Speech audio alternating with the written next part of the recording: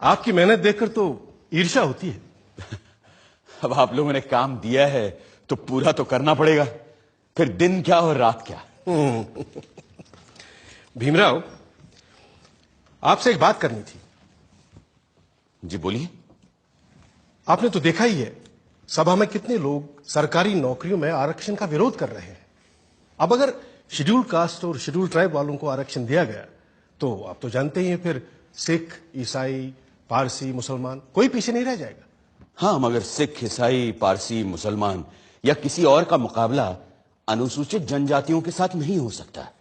ये सारी जातियां पैसे वाली भी हैं और सोशली सिक्योर्ड भी। ठीक बात है, पर अगर एक बार आरक्षण का दरवाजा खुल गया तो देखिएगा, सभी लोग अपना हक मांगेंगे और हिंदुओं के लिए सरकारी नौकरियों में जगह नहीं बचेगी, जबकि संख्या में वो सबसे ज्यादा है।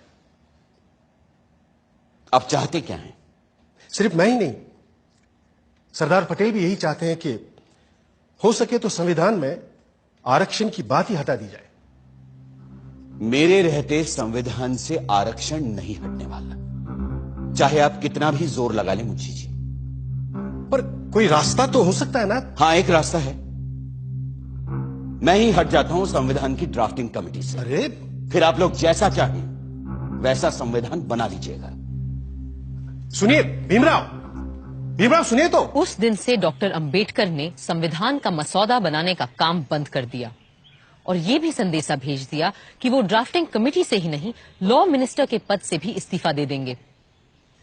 ऐसे गुणी, मेहनती और जिम्मेदार इंसान के जाने की आशंका से खलबली मच जाना लाजमी था। अब एक ही रास्ता सामने था और एक ही संकट मोचक।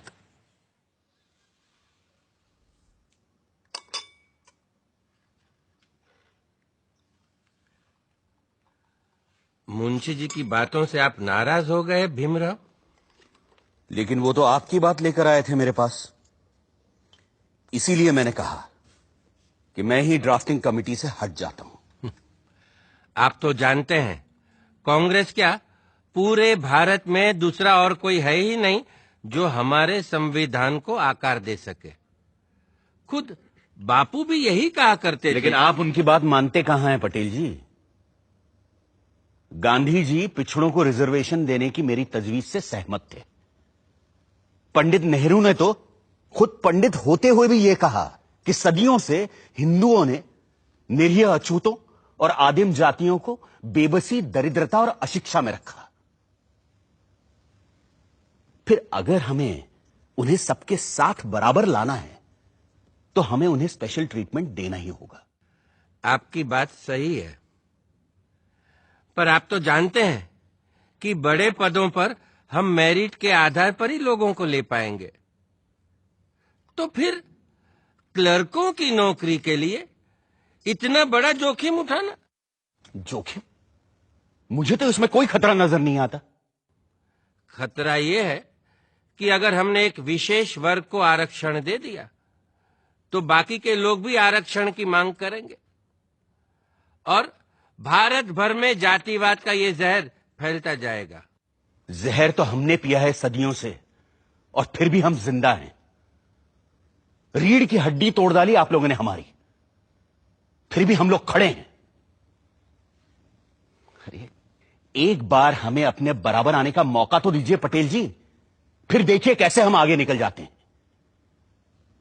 और यह काम बिना आरक्षण के नहीं होगा। अगर फिर भी मेरी बातें आपको जहरीली लग रही हैं तो मैंने अपना इस्तीफा तैयार रखा है, आप खुद लेते जाइएगा। मैं बड़ा जिद्दी आदमी हूं अंबेडकर जी, लेकिन मूर्ख नहीं हूं, किसान हूं। देखकर ही बता सकता हूं कि कौन सा बीज कल मुझे अच्छी फसल देगा।